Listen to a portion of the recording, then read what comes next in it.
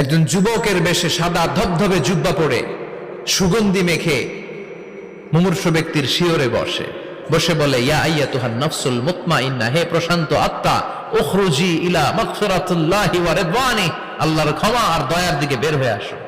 বলা মাত্রই মুমিনের আত্মাটা স্মুথলি বের হয়ে আসে। কাফান মিন আকফানিল জান্নাহ, হানুত মিন হানুতিল জান্নাহ, জান্নাত থেকে আনা সুগন্ধি কাফনের মধ্যে পেঁচিয়ে তিনি রূহটাকে নিয়ে ইল্লিনে চলে যায়। সরাসরি দেখে মালাকুল মাউতকে।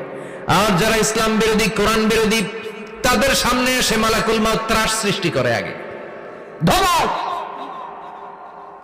হাইওয়েতে মাঝে মাঝে ডাকাতি হয় না?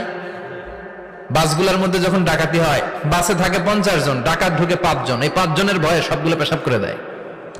কারণ ত্রাস সৃষ্টি করে। এসেই চাইনিজ কুড়াল দিয়ে আগে কুবায় দেয় 4-5 জনের। রক্ত দেখে কি দেওয়ার সব আগে রেডি করে রাখে।